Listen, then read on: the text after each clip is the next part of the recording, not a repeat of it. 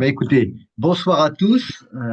Merci d'assister à cette présentation sur le rapport Draghi.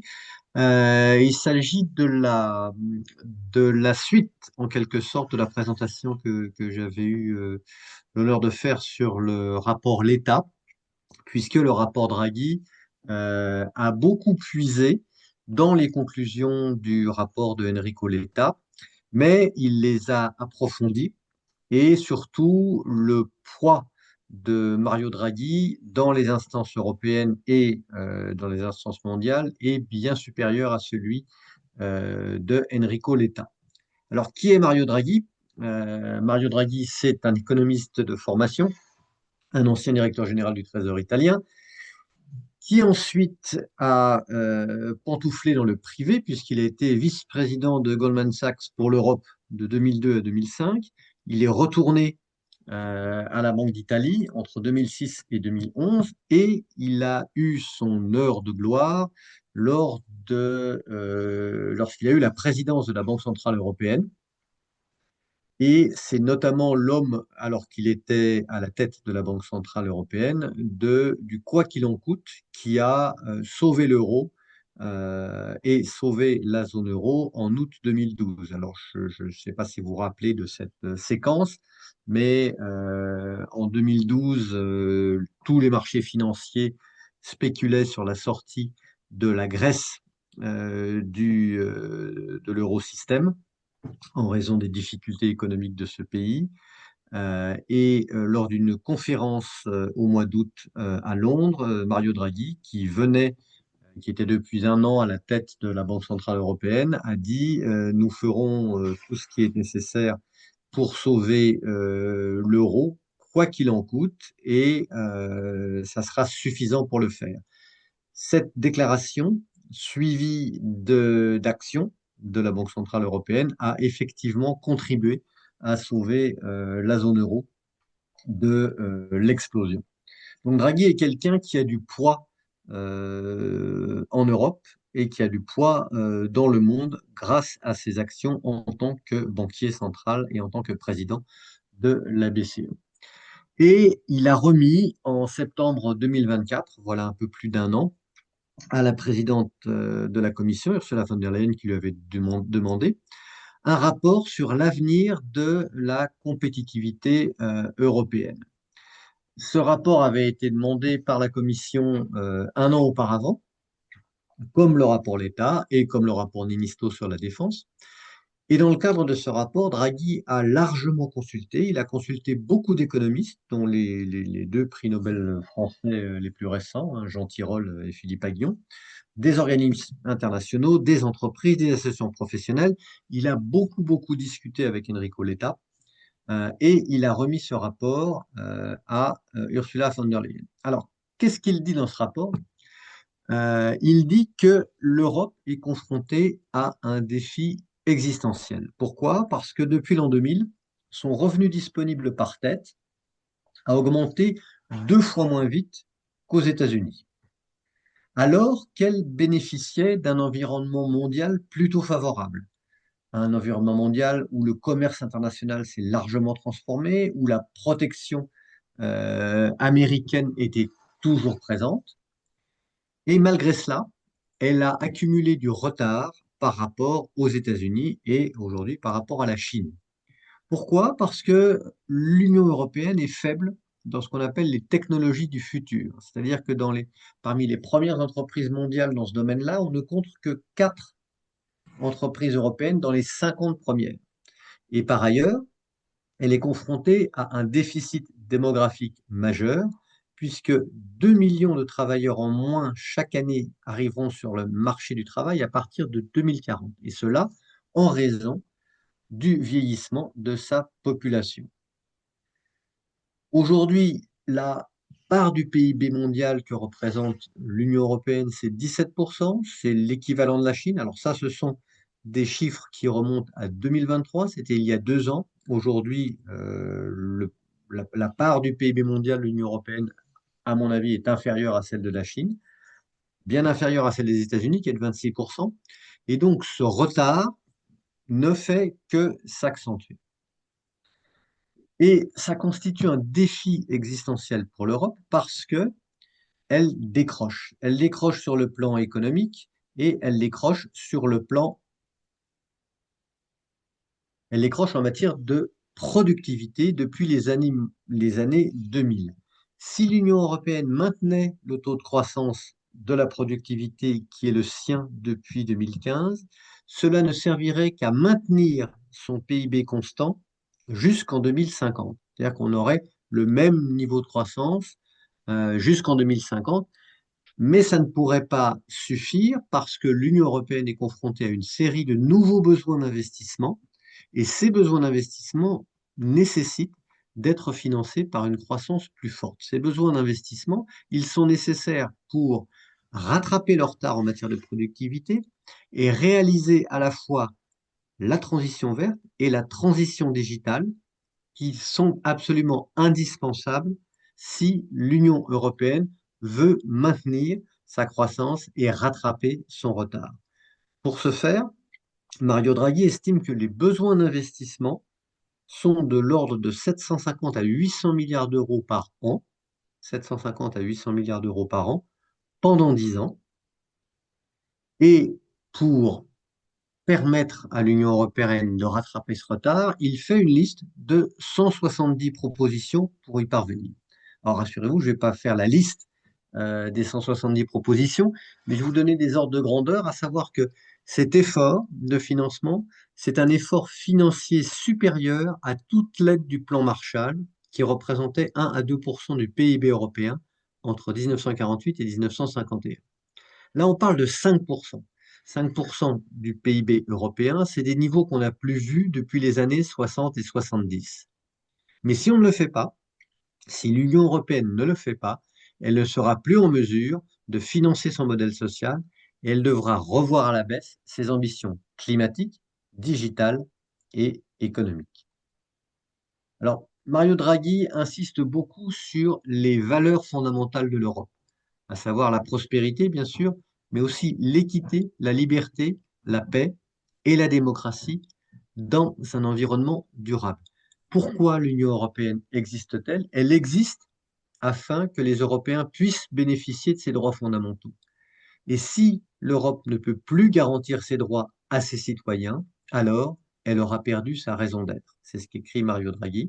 Et pour lui, la seule façon de relever ce défi, c'est de croître, de devenir plus productive, tout en préservant ses valeurs d'équité et d'inclusion sociale. Et pour ce faire, il n'y a qu'une seule chose à faire, changer radicalement.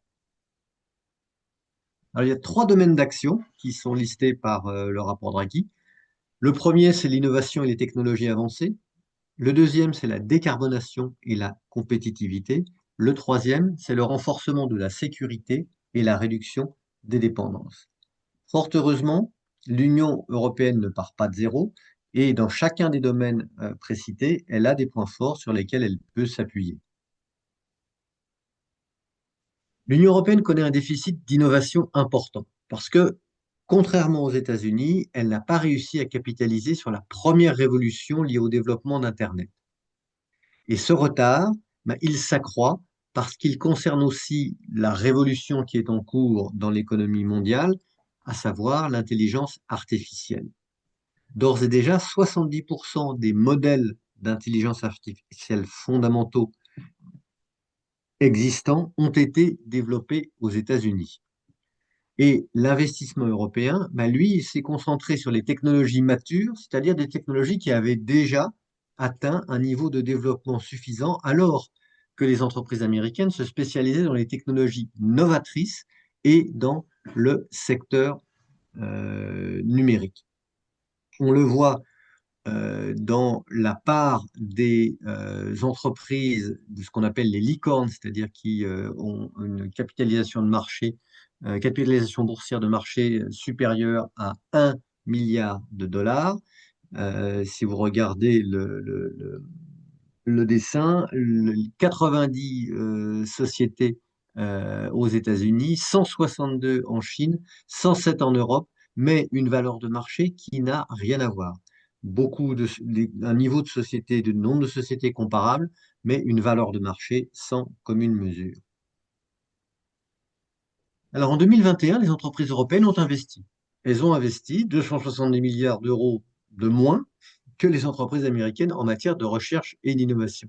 C'est-à-dire que si elles ont investi, elles n'ont pas investi assez. Et sur ces 20 dernières années, les principales entreprises qui ont investi en recherche et développement ont été les entreprises du secteur automobile, certes des entreprises où l'innovation est nécessaire, mais certainement pas les domaines dans lesquels l'économie était en train de se transformer.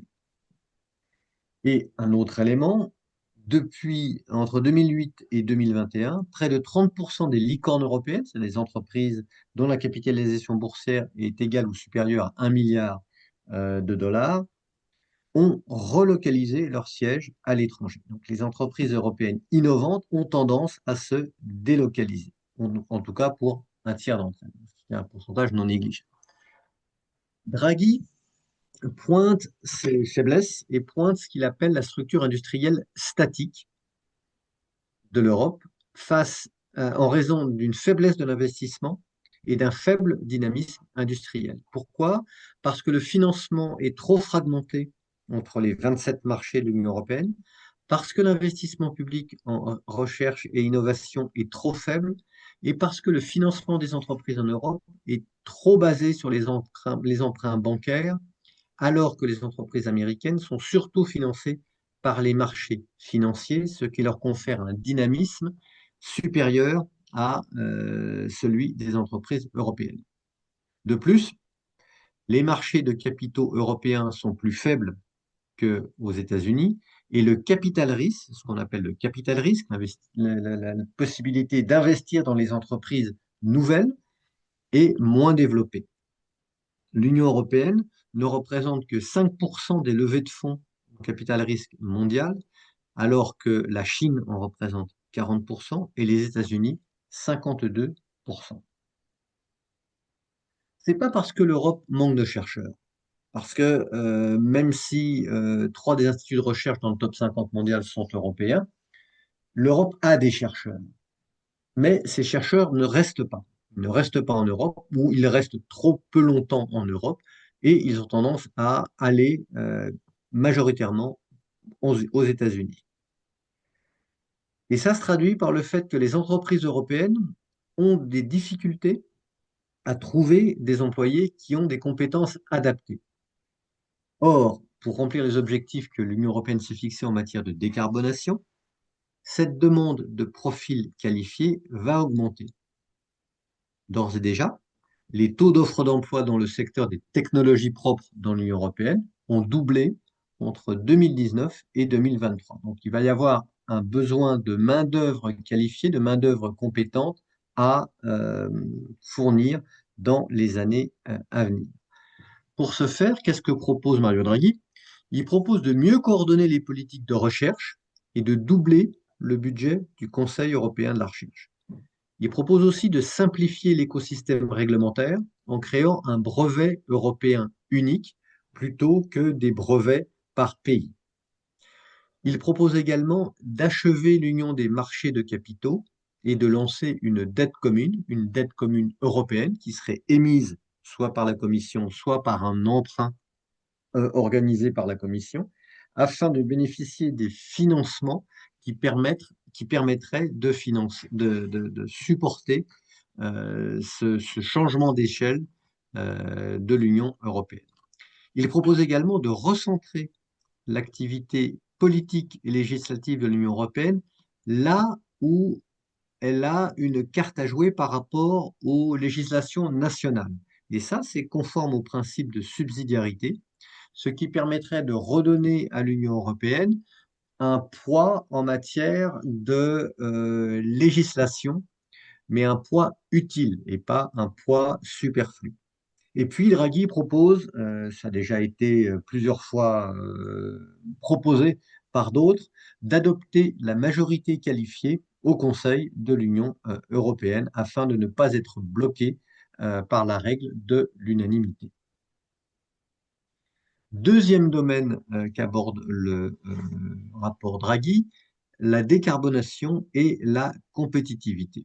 Alors, l'Union européenne s'est fixé des objectifs climatiques extrêmement ambitieux puisque l'Europe ambitionne d'être le premier continent décarboné à l'horizon 2050, dans 25 ans.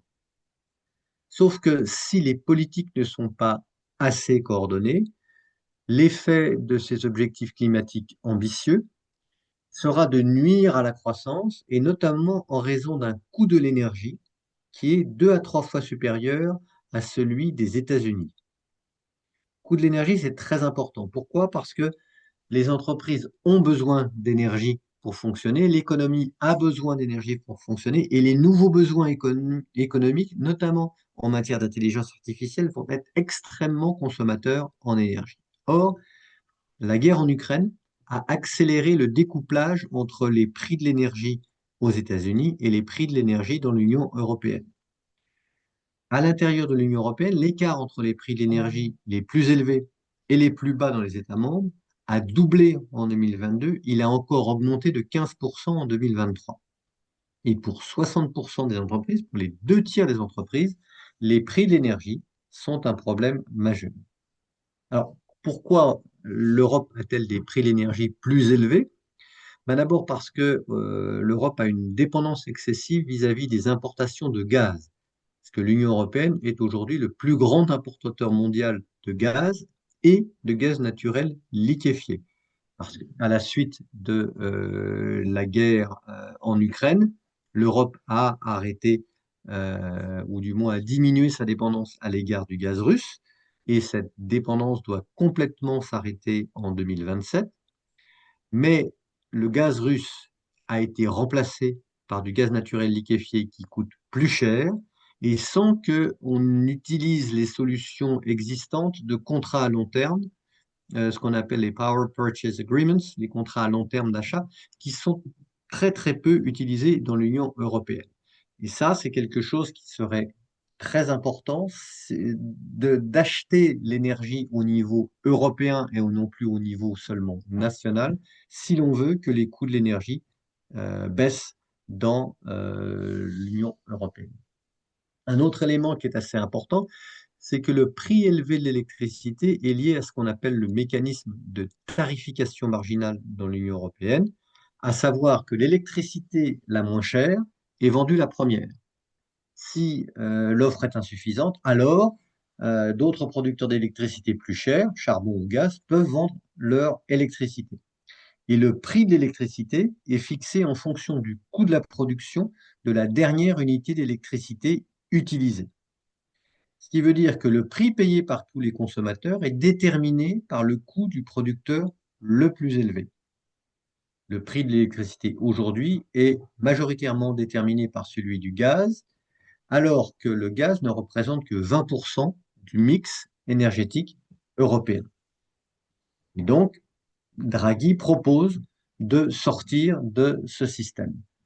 Alors, il liste aussi d'autres obstacles, parmi lesquels la volatilité accrue et le manque de transparence des marchés financiers de l'énergie, une législation trop complexe et trop longue pour les nouveaux réseaux et les sources d'alimentation, 2 ans en moyenne pour le solaire, 9 ans pour l'éolien, et une grande hétérogénéité et une hausse générale des taxes environnementales qui vont de 30% à presque rien selon les pays membres de l'Union européenne. Ces autres propositions sont d'améliorer la régulation des marchés financiers de l'énergie. C'était l'un des grands points également du rapport L'État, puisque l'énergie était l'un des domaines qui n'était pas couvert par le marché unique avec les télécommunications et avec les capitaux. De simplifier les processus d'autorisation pour le déploiement des infrastructures de façon à ce que ça aille plus vite, et de découpler la rémunération des énergies renouvelables et du nucléaire de celle des combustibles fossiles, c'est ce dont je viens de parler sur le mécanisme de fixation des prix dans l'Union européenne, afin de limiter l'impact que le gaz naturel peut avoir sur les prix de l'électricité. Il propose également de réduire et d'uniformiser la taxation sur le secteur de l'énergie et de réviser la gouvernance de l'énergie qui est actuellement opérée par des régulateurs nationaux afin qu'elle soit plus intégrée et plus efficace. Troisième thème du rapport Draghi, renforcer la sécurité et réduire les dépendances. Renforcer la sécurité et réduire les dépendances, pourquoi? Parce que l'Union européenne est vulnérable. Ses chaînes d'approvisionnement dépendent d'un trop petit nombre de pays dont les intérêts peuvent être divergents.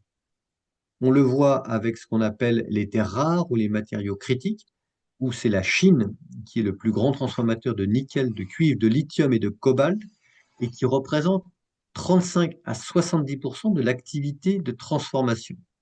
C'est le cas aussi pour les ressources technologiques, les semi-conducteurs, le cloud, l'intelligence artificielle. C'est le cas enfin pour la défense, parce que tous ces matériaux critiques sont utilisés dans les industries de défense, entre autres.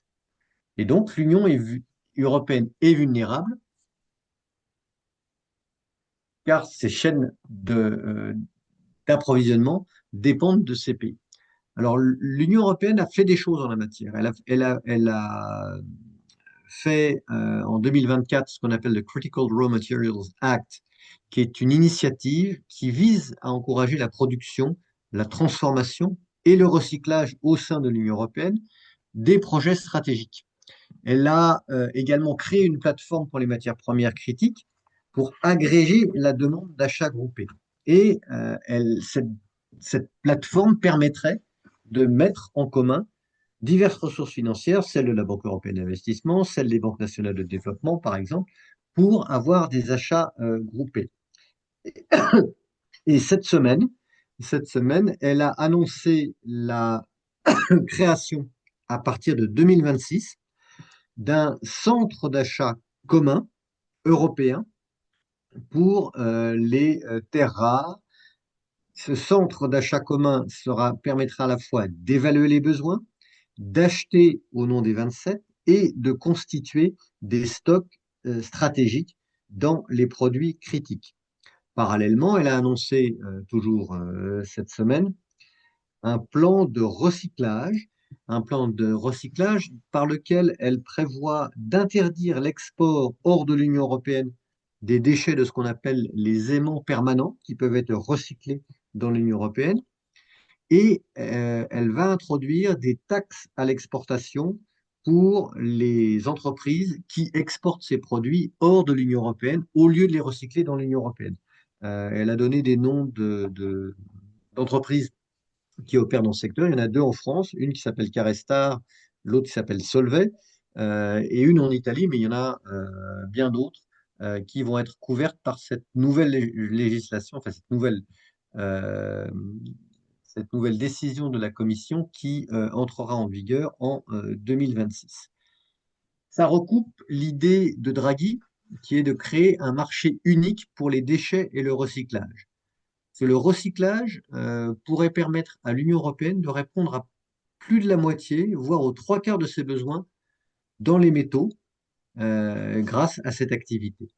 Draghi propose aussi d'assouplir les règles de la concurrence pour quelque chose qu'on a oublié de faire en Europe, qui est de favoriser l'émergence de champions européens. Et puis, il propose d'augmenter le potentiel des technologies propres, mais la dépendance avec la Chine serait nécessaire pour les technologies propres, ainsi que des quotas. Autre élément important souligné par le rapport Draghi et qui va entrer en œuvre en 2026, c'est le mécanisme d'ajustement carbone aux frontières, qu'on appelle le MACF en jargon bruxellois, qui a été décidé en octobre 2023 et qui va être pleinement en vigueur à partir de 2026. Et ça permettra d'une part à l'Union européenne de disposer d'une taxation aux frontières pour les produits en fonction de leur niveau de carbone. Et ça permettra aussi à la Commission de disposer d'une ressource propre qui sera supplémentaire à celle du budget de l'Union européenne. Autre importante recommandation du rapport Draghi, ce sont toutes celles que le rapport L'État préconisait dans les télécoms, dans la défense et les transports, sur lesquels je ne reviens pas, et sur lesquels les progrès sont lents, mais les progrès sont réels. Et puis, dernier élément, la relance de la politique spatiale européenne. La politique spatiale européenne disposait d'1 milliard d'euros contre 4 milliards aux États-Unis en 2023, pour laquelle il faudrait, et pour ce domaine d'avenir, selon Mario Draghi, il est très important d'avoir plus de financement et aussi de réformer la gouvernance européenne afin d'en faire réellement un mécanisme d'ajustement européen pour l'économie de l'Union. Je me suis posé un certain nombre de questions que peut-être aussi nos auditeurs se sont posées. La première, ça concerne la fuite des cerveaux. Mhm. Je crois que la fuite des cerveaux, il faut aussi la conjuguer avec le fait que on n'a pas atteint en Europe une masse critique pour la recherche. C'est-à-dire que aux États-Unis, on a des grands centres de recherche qui concerne plusieurs États, alors qu'en France, enfin en Europe, chacun a son centre de recherche dans son coin, voire plusieurs, et que n'ayant pas atteint des masses critiques, eh bien, on ne peut pas atteindre non plus des rémunérations qui seraient à la hauteur de ce que proposent les Américains, parce que c'est pas un miracle simplement. Les salaires américains, c'est aussi une notion d'économie. Ça, c'est le premier élément que je voulais mettre à votre réflexion. Je voulais rappeler quand même aussi, que tu as évoqué le problème de financement. Je voulais rappeler, puisque tu l'avais évoqué lors du rapport L'État, Oui, que l'épargne européenne, elle est de 34 000 milliards d'euros et que pour l'essentiel, elle s'investit sur des entreprises américaines ou des fonds de pension américains, du fait justement de l'absence d'un marché unifié des finances. faible développement du marché des capitaux. Ouais, voilà. Tout à fait. Donc, les moyens, on les a. Les moyens sont là, les moyens existent. Ouais. L'argent est là. C'est pas que l'Europe n'a pas d'argent pour financer ses projets, ses besoins et sa nécessaire transformation, mais c'est que les financements ne sont pas forcément bien orientés. Et ça, c'est le rôle de l'Union des marchés de capitaux qui doit continuer de voir le jour, puisque ça fait des années qu'elle doit voir le jour, mais qui doit se concrétiser rapidement à l'horizon 2027-2028, je pense. On est en train d'accélérer, enfin l'Europe est en train d'accélérer sur l'harmonisation des marchés de capitaux. Il y aura sans doute des annonces avant la fin de l'année là-dessus. Et ça devrait permettre, mais ça sera progressif, de réorienter l'épargne européenne vers les entreprises européennes qui, elles, ont besoin de ces financements. Pour ta première remarque la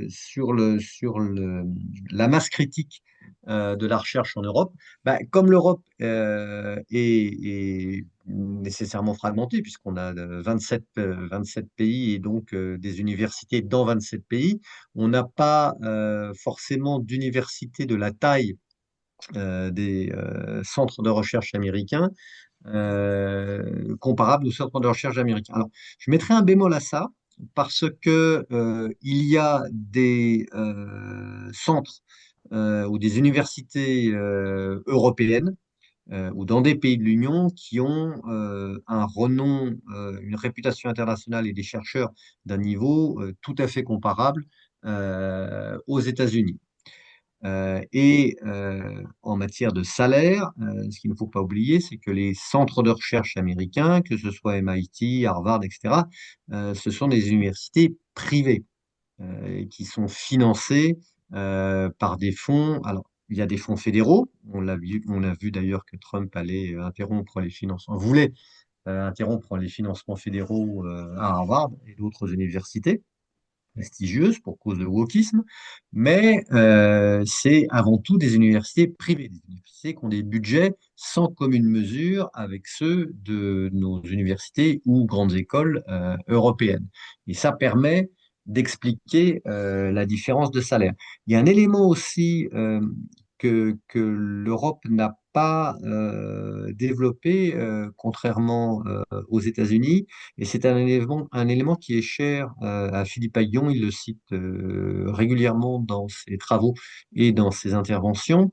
Les États-Unis ont bénéficié d'un instrument qui s'appelle la DARPA, qui est le Defense Oriented Research Fund, Research Program. C'est des programmes lancés par le Pentagone qui ont associé des chercheurs et des entreprises pour développer les outils de la défense de demain. Mais ça fait plus de 40 ans que ce programme existe. Donc les outils de la défense de demain, c'est à l'époque, ils ont permis d'essaimer les recherches en matière de défense dans les entreprises civiles. Et la DARPA a considérablement bénéficié aux entreprises privées américaines. Et Aguillon, lui, préconise ce type d'instrument en Europe. Alors, la bonne nouvelle, si j'ose dire, c'est que à la faveur de la guerre en Ukraine et de la prise de conscience du fait que l'Union européenne n'était désormais plus en mesure de compter sur le soutien garanti militaire américain, les Européens font des gros efforts en matière de défense. Et faire des gros efforts en matière de défense, ça suppose aussi d'associer les chercheurs sur ce que la défense de demain va être. Parce que la défense aujourd'hui, c'est plus seulement des chars et des obus, c'est aussi de la sécurité cyber, c'est aussi du lutter contre le hacking, c'est aussi des nouveaux satellites, c'est aussi tout ce type de nouveaux instruments.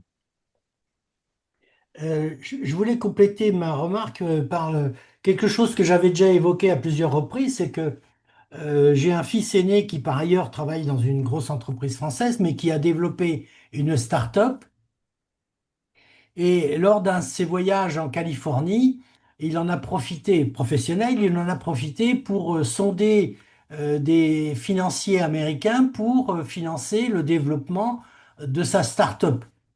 Et son voyage durait pas très longtemps, hein, une semaine. Il a fait ça parce qu'en France, il avait du mal à trouver des financements. Et en l'espace d'une semaine, il y a une dizaine d'entreprises de financement de capital risque qui ont répondu à sa demande, qui étaient tout à fait prêtes à répondre à ses besoins. Et quand il a poussé un petit peu plus pour essayer de comprendre la différence avec ce qui se passait en France et en Europe d'une manière générale, bah, les gens lui ont dit, on est très pragmatique sur 10 investissements qu'on va faire. Il y en a deux qui vont fonctionner, bah, qui paieront les pertes qu'on fera par ailleurs. Voilà. Et donc ça c'est un outil que moi j'ai constaté manquer en France. En tant qu'industriel, quand on a voulu épauler des jeunes pousses ou des startups, puisqu'on les appelle comme ça maintenant, on voyait bien que c'était un vrai méandre pour arriver à trouver des sources de financement tout au long du développement de la start-up, parce qu'il y a pas qu'un seul un moment de développement de ces start-up. Il y a plein de moments où ça manque d'argent. Moi, j'ai connu le problème lorsque j'avais fondé mon entreprise de logiciels. Il y a eu un moment où il a fallu franchir un pas, embaucher des développeurs, attendre que ces développeurs produisent suffisamment pour pouvoir vendre leur production. Et pendant ce temps-là, il fallait vivre quand même et payer des salaires. Et là, eh ben, on trouvait personne. Enfin, on trouvait à un moment, on a eu une banque qui nous a soutenus un moment, et puis d'un seul coup, qu'est-ce qui s'est passé? Bah, elles ont tiré le paillasson sous les pieds, et il a fallu beaucoup d'équilibrisme pour arriver à continuer à vivre. Voilà. Excuse-moi, j'étais un peu long. Non, non, non, non, non, non, très bien. C'est une remarque tout à fait bienvenue. Alors, je reprends. Bah, Non, c'était pour moi. Ouais, je pardon, voudrais pardon. réagir sur ce que vient de dire Guy, notamment sur deux points. Le deuxième, commençons par le deuxième, c'est-à-dire est-ce qu'il appartient aux banques de financer recherche et développement, euh, prototypes nouveaux, etc. La réponse est claire, c'est non. C'est non. Les banques commerciales n'ont pas à faire ça. Sinon, les épargnants vont avoir de très mauvaises surprises. Le domaine du capital risque doit être réservé à des spécialistes, alors y compris des banques, mais des banques d'affaires, pas des banques commerciales, hein, ça n'a rien à voir. Donc, tout simplement, c'est une question de maîtrise de l'espérance mathématique. Hein. Dans le domaine bancaire, c'est simple. L'espérance mathématique, depuis Pascal, je crois, c'est la multiplication de l'enjeu par la probabilité, alors de succès ou d'échec, en préférence de succès. Hein.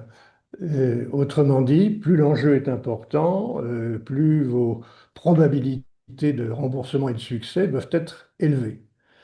Donc, c'est important et c'est ce que tu as dit tout à l'heure en ce qui concerne les Américains.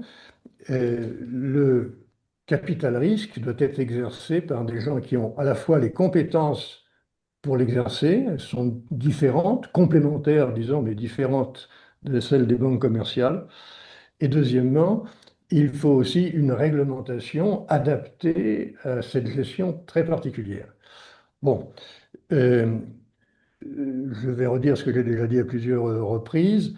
La crise des subprimes s'est traduite par le suicide du financement du capital risque dans l'Union européenne, et notamment du fait des réglementations qui ont été préconisées par la BRI, Banque des règlements internationaux à Bâle, qui a été à peu près la même aux États-Unis et en Europe, sauf qu'aux États-Unis, ça n'a duré que, disait Bruno, 2 ans, en Europe, ça a duré 8 ans. Donc on a tué, on avait la réponse, et je l'ai notamment vécu dans le cadre de Natixis, qui était le premier intervenant en France dans ce financement, qui a liquidé ses équipes. Et alors le problème pour la Renaissance, c'est pas de trouver les capitaux, ça peut se trouver très vite. Mais les compétences, c'est très long, parce qu'il va falloir reformer de nouvelles générations. Sinon, on va prendre des risques inconsidérés qui vont se traduire par des défaillances, etc. Donc, euh, je pense, ça me permet de généraliser un peu cette idée, on n'a pas fait suffisamment un examen de conscience en Europe sur les bêtises que nos politiques ont faites. Alors, en voilà une. Euh, il y en a une autre. Bruno l'a dit incidemment, mais je pense que c'est fondamental. C'est le rôle des États dans le développement économique. En ce qui concerne l'Europe et la France, eh bien, nous avions ce rôle de l'État, notamment dans le cadre de la planification à la française.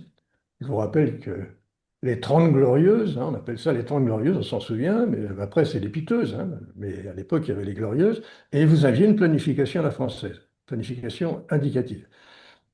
Ensuite, on a eu la mondialisation et on s'est dit, dans le cadre de la mondialisation, eh ben, le rôle de l'État va être moins important, c'est les marchés qui vont prendre la place. Et là, il y a eu un autre problème. Alors, on a renoncé à ce pilotage. Ça existait aussi du temps du général de Gaulle, hein.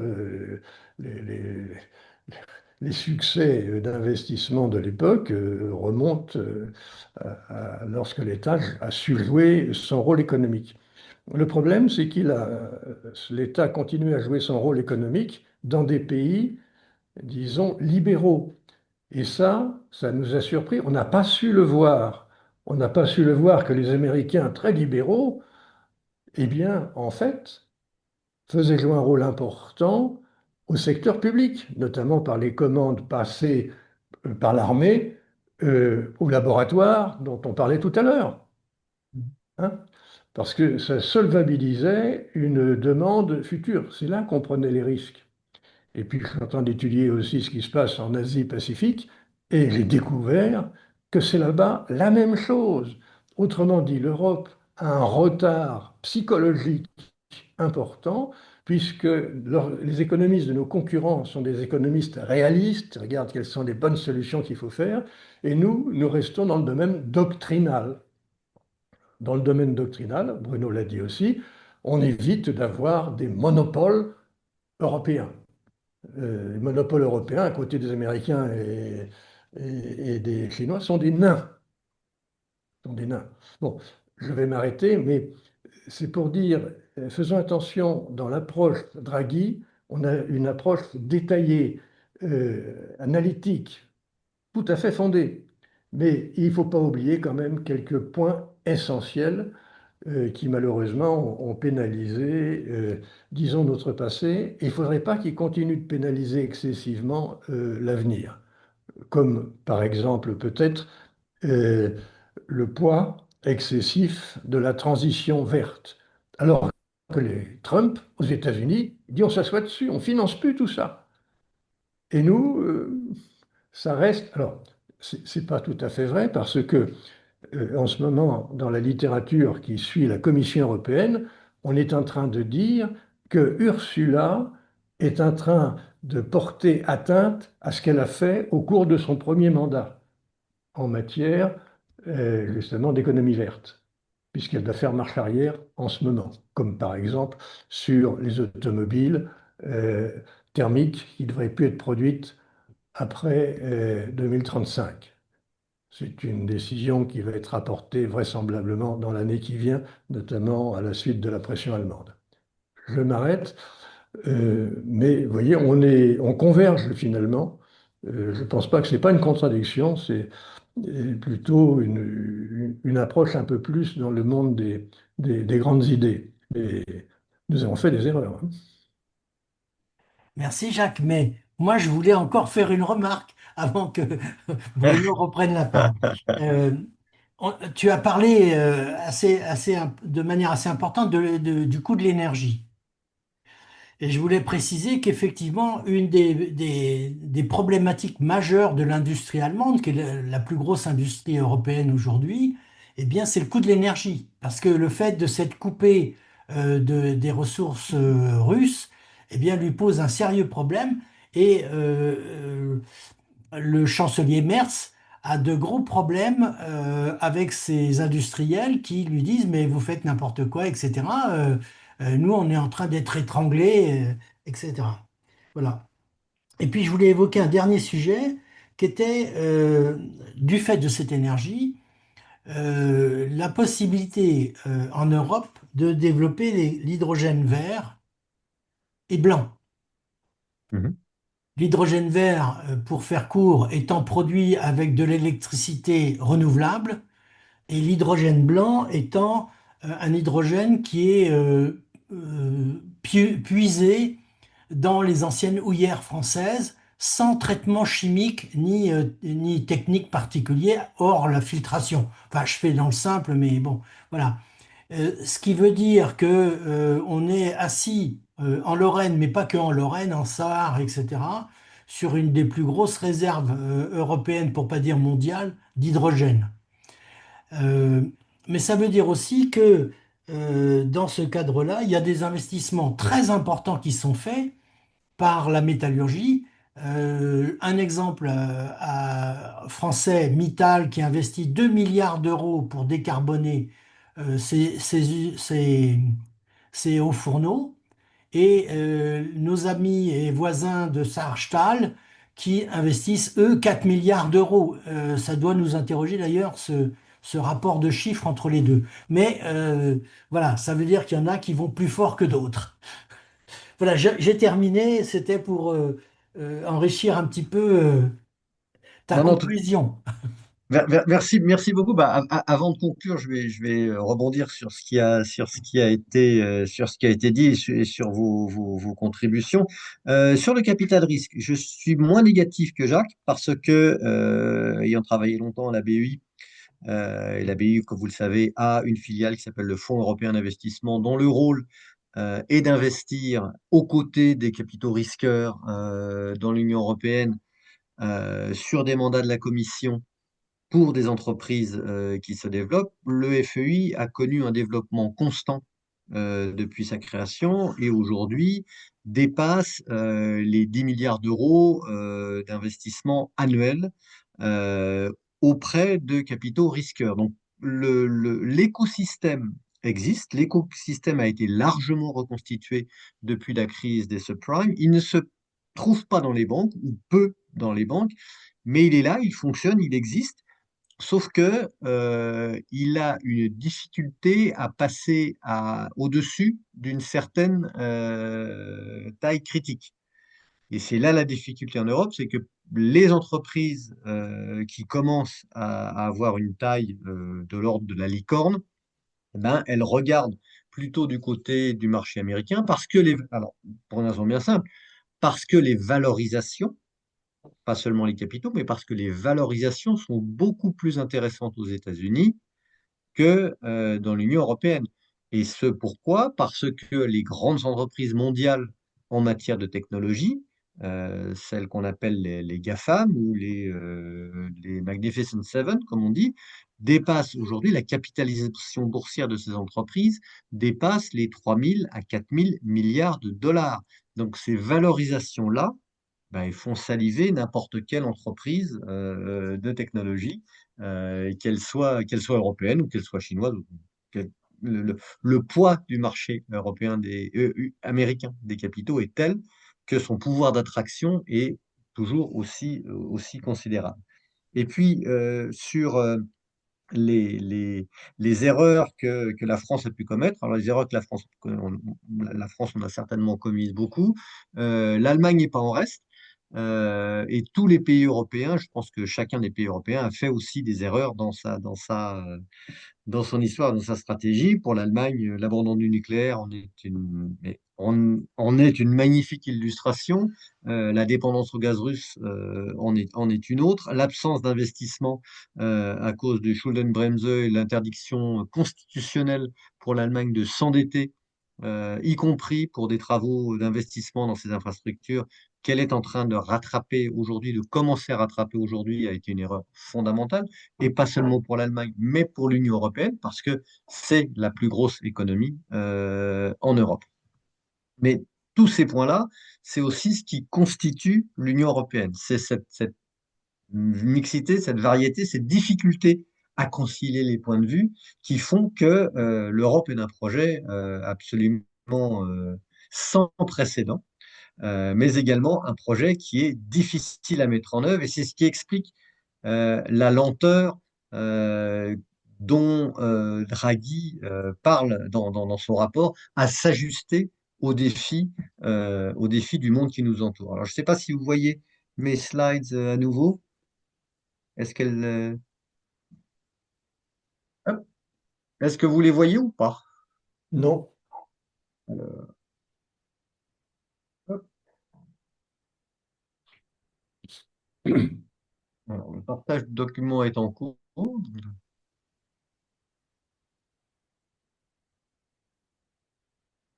Pendant que tu cherches à partager tes documents, euh, Ça charge, ça charge. voilà. Moi, je voulais aussi revenir sur la règle de l'unanimité, qui est quand même un élément plutôt retardateur, même si Jacques ne manquera pas de souligner qu'il y a des moyens constitutionnels en Europe de biaiser cette règle de l'unanimité, puisqu'on l'a fait pour l'euro, puisque tout le monde n'a pas, voilà, Ah oui, tout le monde n'a pas, vas-y. tout le monde n'a pas adhéré à l'euro. Non, tout à fait.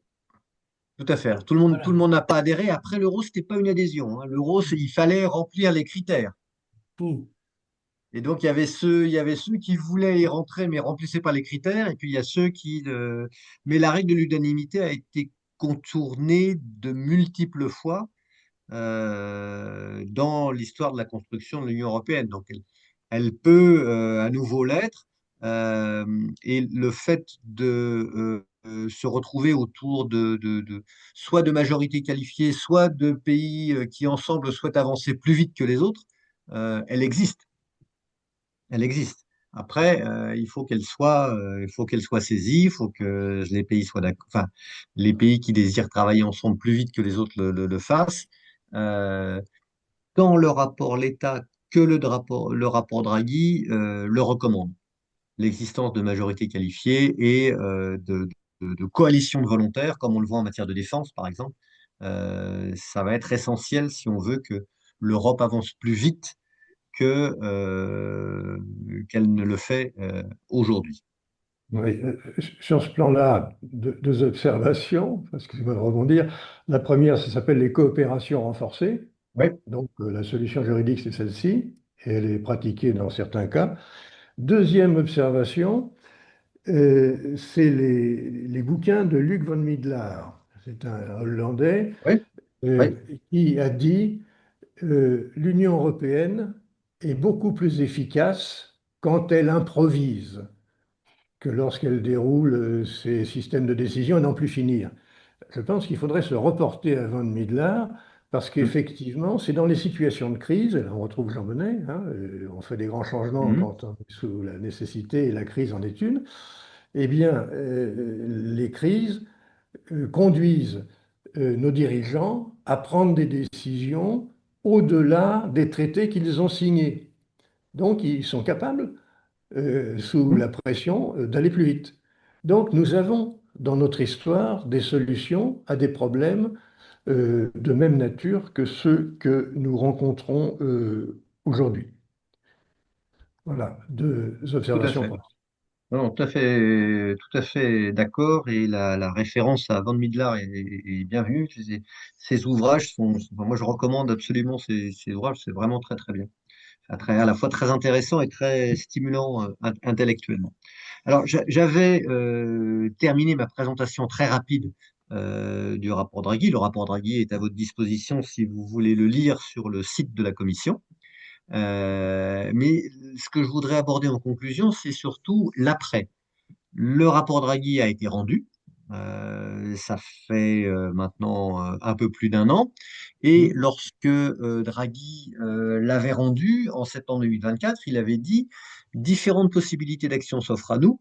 Ce que nous ne pouvons pas nous permettre, c'est de rester inactifs. C'était en septembre 2024. Septembre 2024, c'était avant l'élection de Donald Trump, avant l'entrée en fonction de Donald Trump. Depuis, Donald Trump est arrivé, le monde a changé, le monde a évolué, les menaces se sont fait plus pressantes, et là où le rapport Draghi avait reçu un accueil unanimement favorable, un an après, lorsque la Commission a organisé une grande cérémonie à Bruxelles à l'occasion des un an du rapport Draghi, on a pu constater que seuls 11 à 14% des recommandations du rapport avaient été mises en œuvre. Et là où Ursula von der Leyen a fait un discours très très positif sur le bien fondé du rapport Draghi, etc., Draghi lui a été extrêmement réaliste. Et ce qu'il a dit, c'est qu'un an après, les défis sont devenus plus grands, l'Europe se trouve dans une situation plus difficile et les gouvernements n'ont pas saisi la gravité du moment. Et il l'a dit en septembre à Bruxelles, il l'avait dit précédemment à Rimini pendant l'été, et il a demandé vraiment expressément à transformer le scepticisme en action, et il a cité les deux grands projets qui ont fait la réussite de l'Union européenne à ce jour. Le premier, c'est le marché unique. Le deuxième, c'est l'euro. Et derrière ces deux projets, il y avait un élan qui était porté par les pays constituant l'Union européenne. Il appelle à retrouver cet élan. Alors, je trouve l'appel louable. Je suis un peu sceptique sur l'élan, en particulier compte tenu de la configuration politique actuelle dans certains pays de l'Union européenne, parmi les plus grands, y compris chez nous, bien entendu. Voilà, je terminerai là-dessus. Et bien entendu, je suis à votre disposition pour répondre aux questions que vous voudrez bien poser. Voilà, je vous partage le document sur Van Middelaar, qui a écrit beaucoup de choses, qui est apparu sur beaucoup de médias. Ouais. Donc peut-être à gratter ou Oui, oui, à commenter lors d'une oui, prochaine tout à fait. réunion. Il était l'un des conseillers de Van Rompuy quand Van Rompuy était le président du Conseil européen. Et c'est quelqu'un qui a à la fois sait extrêmement bien analyser la construction européenne, et prendre de la distance et en même temps suggérer des pistes pour que l'Europe évolue. C'est franchement une lecture intéressante, très très stimulant. Voilà.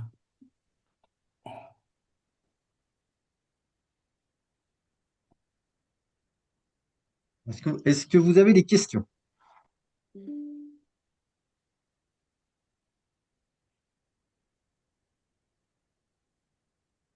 Personne? Pas de commentaires?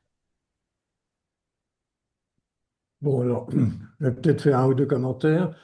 Euh, le, le premier, Bruno a évoqué qu'aux États-Unis, les marchés financiers acceptaient de prendre des risques sur recherche, développement, nouveaux produits, etc. Euh, c'est vrai, et c'est consécutif, en quelque sorte, à une anticipation de profit que l'on fera si on réussit et que l'on fera peut-être pas si finalement on ne trouve pas de marché ou si bien des produits concurrents viennent tuer les marchés qu'on avait sous les yeux. Euh, Ceci pose une question sur l'évolution du capitalisme international et notamment sa dérive financière excessive. Je pense que là, il y aura à s'interroger sur l'évolution de ce capitalisme financier et ses conséquences qui peuvent être négatives.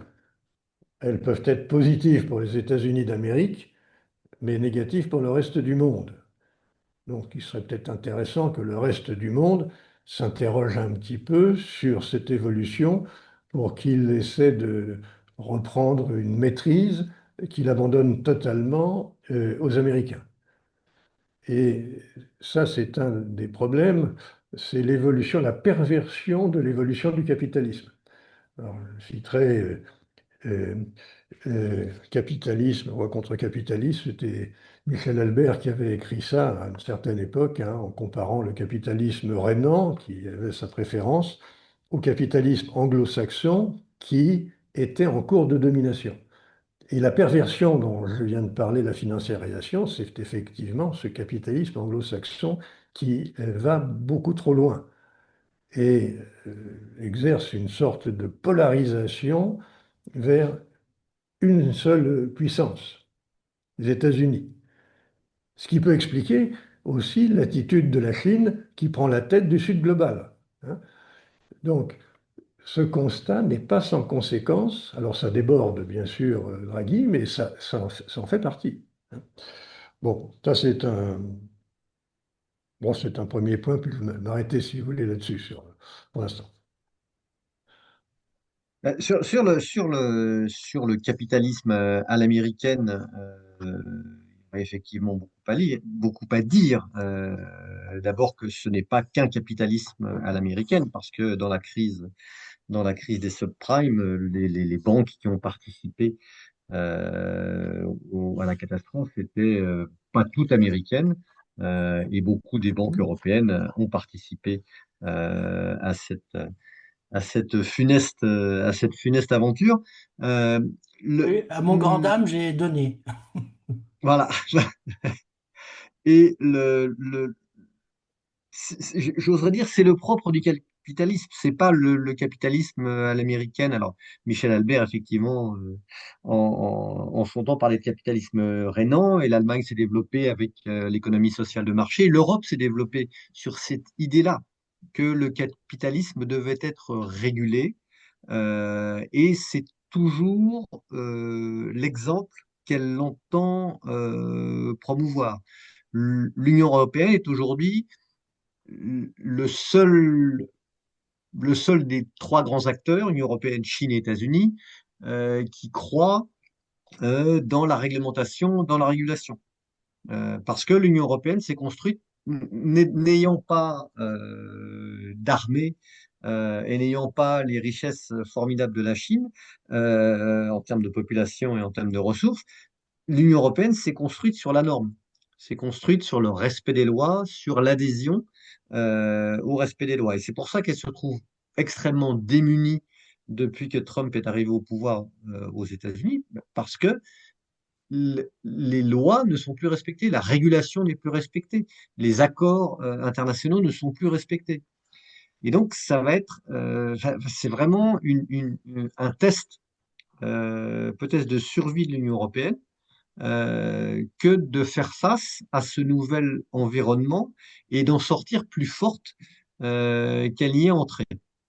Alors, moi, je suis plutôt optimiste sur le fait que elle peut en sortir plus forte qu'elle n'y est entrée, mais ça suppose qu'il y ait une prise de conscience. Et là, Draghi le souligne à chacune de ses prises de parole, et il est bien placé pour le faire parce qu'il connaît les dirigeants européens, qu'il a fréquentés assidûment, à la fois pendant ses années de banquier central, mais qu'il continue de faire après, parce qu'il est toujours, bien évidemment, reçu, écouté, à défaut d'être entendu par les principaux dirigeants de l'Union européenne. La difficulté, c'est que les dirigeants de l'Union européenne, aujourd'hui, les dirigeants des principaux pays, ben, ils sont tous dans une situation fragile, voire sur un siège éjectable. Et c'est la difficulté de faire avancer et de faire progresser la législation et l'Union européenne alors que les pays et les principaux pays sont dans une situation extrêmement difficile. Oui. Euh, Question, pourquoi les démocraties européennes sont-elles dans cette situation? Et est-ce que les élites nationales et européennes, puisqu'on parle aussi de plus en plus d'eurocratie, hein, on en parlait moins Ouais. dans le passé, mais maintenant quand on en parle, donc il faut avoir aussi une approche sociologique. La question, c'est quelle est la part de responsabilité de nos dirigeants dans la fragilisation des pouvoirs? Et là, je fais référence, bien évidemment, euh, euh, au populisme, qui est quand même une critique du fait que les élites n'ont pas été capables d'écouter les populations. Non pas sur tout, mais sur des points essentiels. Puisque pour asseoir une majorité politique, il ne faut pas répondre à toutes les demandes, mais il faut en choisir quelques-unes qui sont essentielles pour les électeurs, hein. Et après, bien sûr, il y a de la manipulation, c'est évident. Bon, deux derniers points rapidement. Le premier, c'est pour poursuivre dans l'éloge de Draghi. Euh, on n'a pas cité ses dernières responsabilités. Ses dernières responsabilités, c'était de devenir Premier ministre d'Italie quand même, hein. Euh, il a été Premier ministre. Et deuxième responsabilité, il a été le conseiller de Giorgia Meloni sur le plan économique. Et Meloni, c'est quand même la surprise européenne des dernières années. Elle vient de l'extrême droite avec toutes les extrémités qui condamnent un peu la politique qu'elle va conduire. Puis manque de chance, elle réussit la sauterelle. Elle a réussi pour son pays, en Italie, elle a réussi à exercer une influence en Europe et elle a même réussi à séduire Trump. Draghi n'est pas innocent de ses succès. Donc, tout à fait dans votre sens, je pense qu'on a là un personnage qu'on sous-utilise au niveau européen. Euh, c'est un petit peu dommage. Bon. Euh, deux- Deuxième observation ou question en même temps, on a avec encore deux Italiens des propositions pertinentes sur les décisions que l'Union européenne doit prendre. Euh, Là, j'ai un peu une question, la nostalgie en quelque sorte de la planification à la française. C'est bien d'avoir des propositions. Où peut-on trouver en quelque sorte la planification du côté de l'Union européenne? Alors, peut-être qu'elle existe sectoriellement, hein, on a quand même des plans, on a un budget pluriannuel sur 7 ans, mais je ne vois pas très bien euh, cette organisation globale dans la durée. Alors, je ne sais pas si Bruno en sait Ouais, plus ouais, là-dessus, ça m'intéresserait de le ouais, savoir. ouais. Alors, bah, merci beaucoup pour cette contributions et ces questions. Alors, je voulais revenir sur un des points que tu as soulevé tout à l'heure, qui est la montée du populisme et la responsabilité des élites dans la montée du populisme. Euh, la montée du populisme, elle est mondiale. Hmm. Le populisme, il est partout. Donc, est-ce que les élites en sont responsables ou est-ce que c'est l'un des facteurs qui conduit à l'avènement du populisme? Ce qu'on peut constater, c'est que plus les problèmes sont compliqués, plus les idées simples font leur chemin.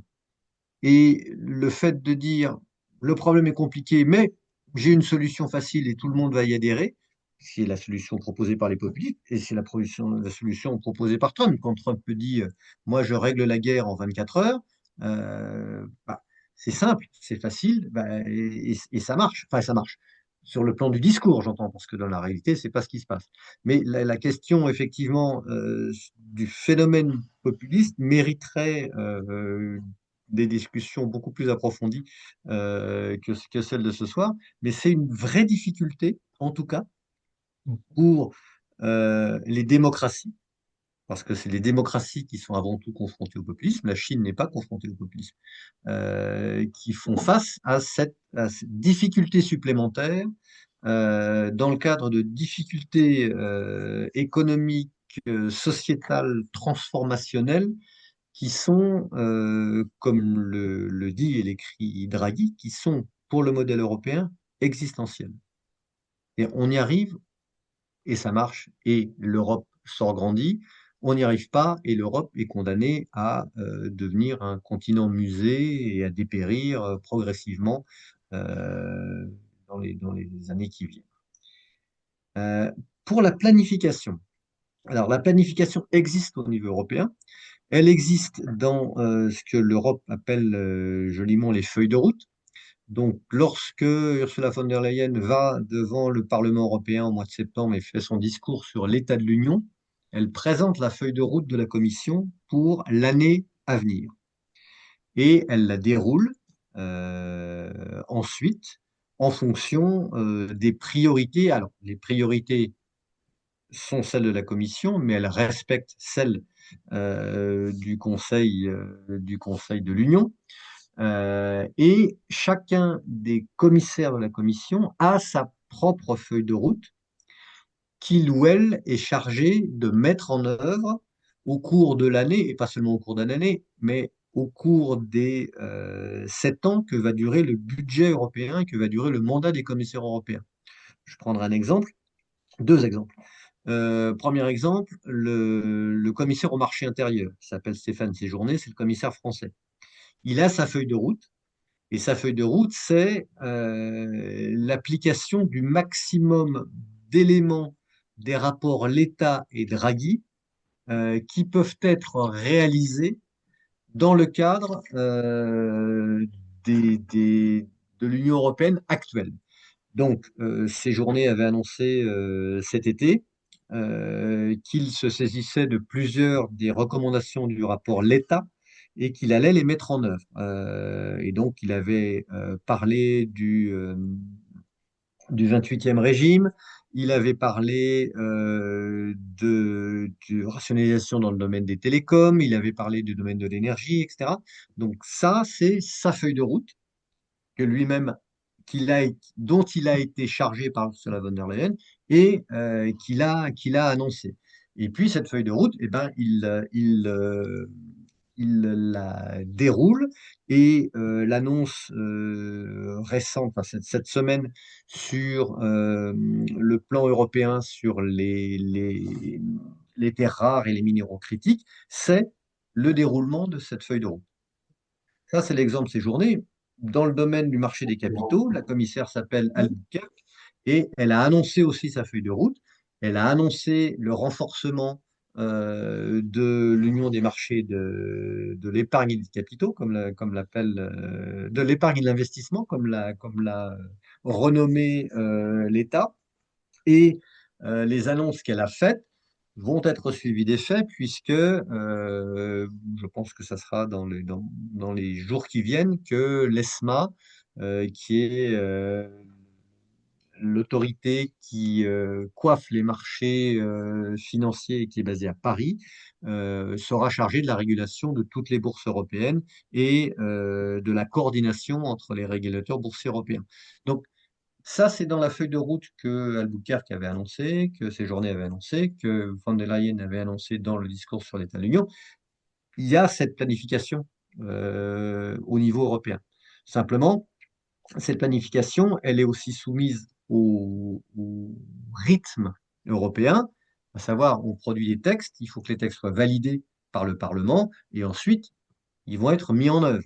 Mais il y a un certain délai entre l'annonce et la décision. Ce qu'on pourrait souhaiter, c'est que ces délais soient raccourcis et que ça aille plus vite. Mais la planification existe, en tout cas au niveau européen. Un exemple à contrario, et qui souligne à la fois les bienfaits et les problèmes de la planification, c'est le Green Deal. Le Green Deal européen, c'était de la planification. Il y avait un plan, il y avait un déroulé pour faire de l'Europe le premier continent décarboné à horizon 2050. Et ben voilà, le plan, le Green Deal, il se heurte à un changement de paradigme au niveau mondial avec l'élection de Donald Trump et avec le fait que la plus grande puissance économique mondiale n'est plus, ne respecte plus les accords de Paris sur le changement climatique. Donc voilà, la planification existe. Après, il faut qu'elle s'adapte aux réalités qui ont tendance à changer brutalement. Voilà, c'est l'ESMA.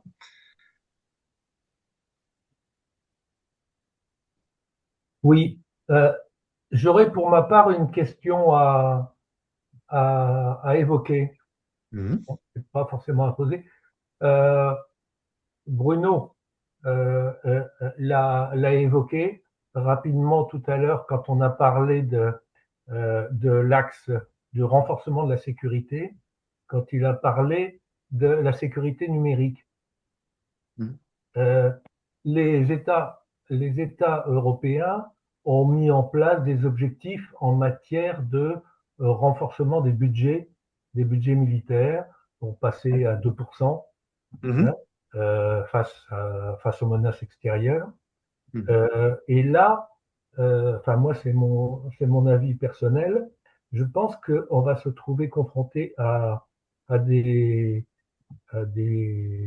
des contraintes euh, qui sont liées aux accords plus ou moins forcés qui risquent de se passer entre les États-Unis et la Russie, qui vont forcer un plan de paix, hein, pour l'Ukraine, auquel on sera obligé, sur lequel on sera obligé de s'aligner. Je n'imagine pas qu'on puisse aller à l'encontre, même si on, on se, on montrera notre mécontentement éventuel. Par contre, il faut quand même pas imaginer que Poutine restera les, euh, les deux pieds dans le même sabot. Euh, Dès lors qu'il va arrêter de faire son économie de guerre, elle est en route, et à mon sens, on va se trouver face à l'Europe à une guerre hybride permanente pour déstabiliser les gouvernements européens. Et Trump n'ira pas à l'encontre, parce qu'une Europe forte l'enquiquine tout autant que Poutine. Hein. Et donc, à mon sens, il y a, au-delà des renforcements militaires, il faut mettre des budgets énormes sur les sécurités numériques et coordonner les travaux européens dans ce domaine. Et là aussi, c'est des milliards à mettre en place. Quand on voit ce qui se passe, excusez-moi, sur l'histoire des drones.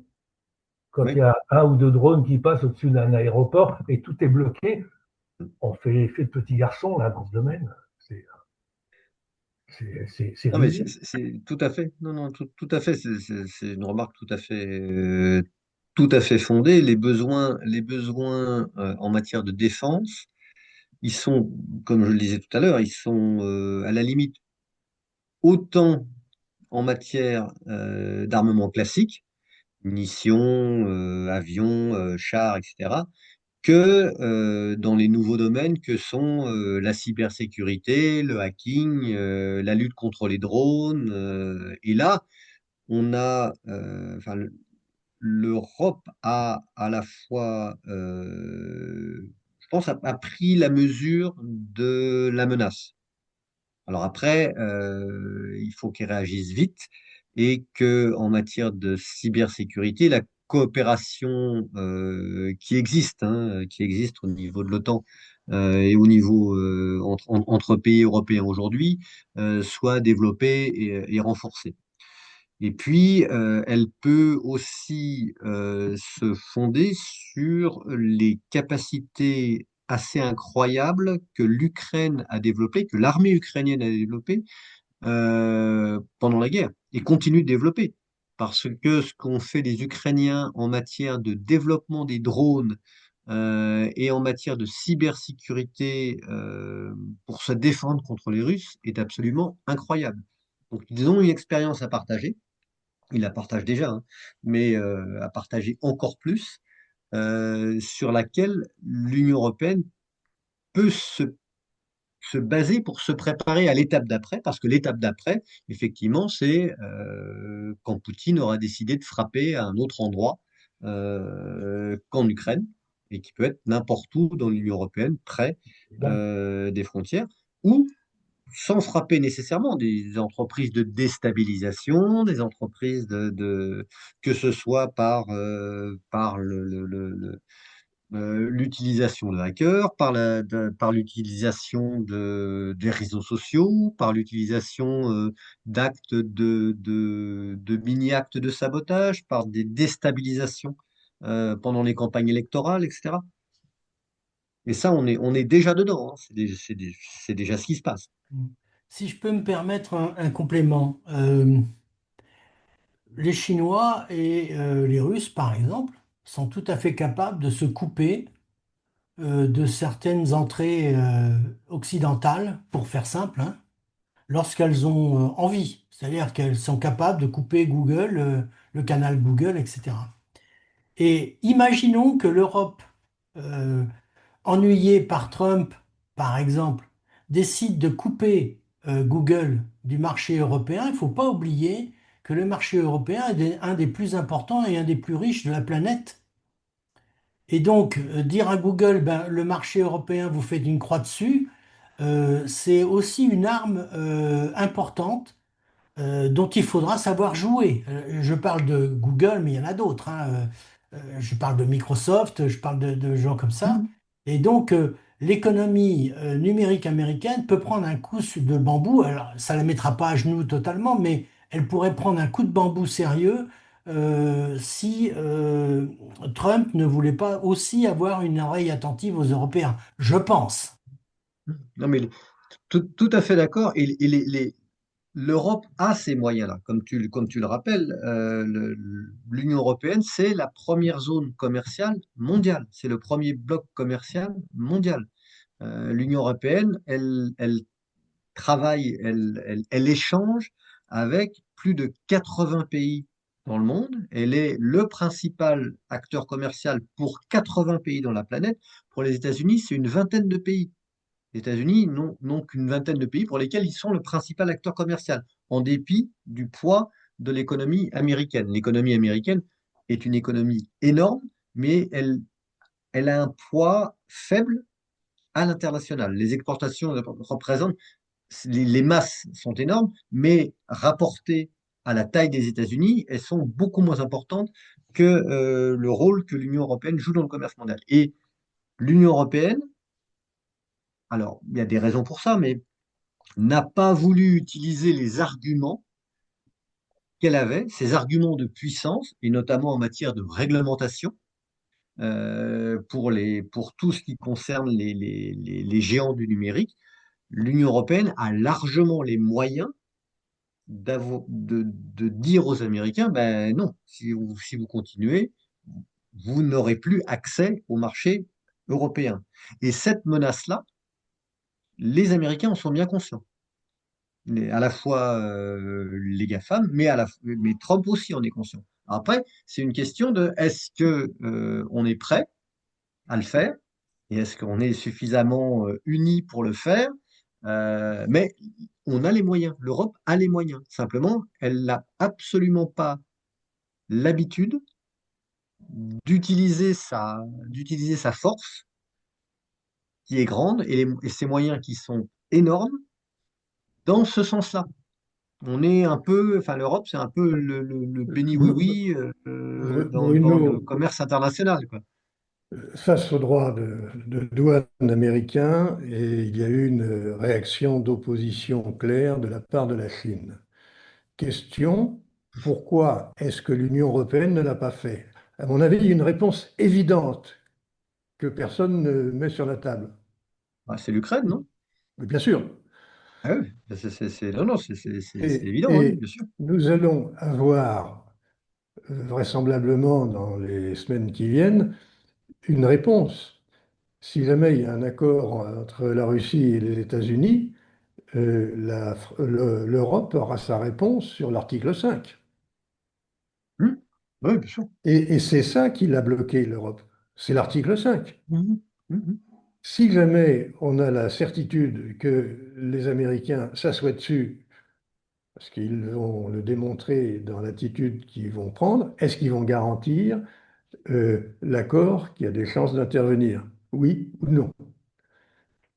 Si c'est non, il n'y a plus d'article 5.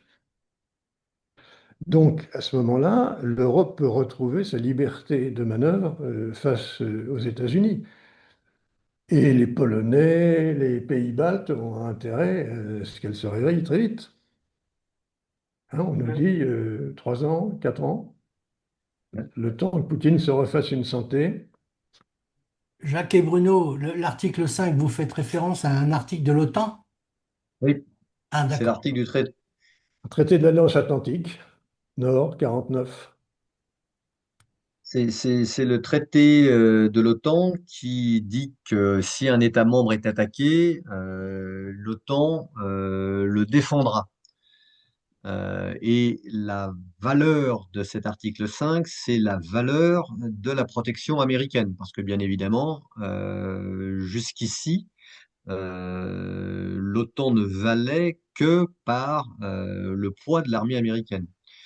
Ce qui a changé avec la guerre en Ukraine et surtout avec l'arrivée de Trump, c'est que les Européens ont brutalement pris conscience que les Américains n'étaient pas forcément, ne seraient pas forcément là si on avait besoin de leur protection. Sous Biden, on pouvait penser que ce serait le cas. Sous Trump, on sait que ce ne sera pas le cas. Bien, ben je crois que on a fait, sinon le tour de la question, du moins le tour de l'exposé de Bruno, que je remercie, puisque ça Beaucoup. a permis de riches échanges. Et donc, je vous donne rendez-vous maintenant à l'année prochaine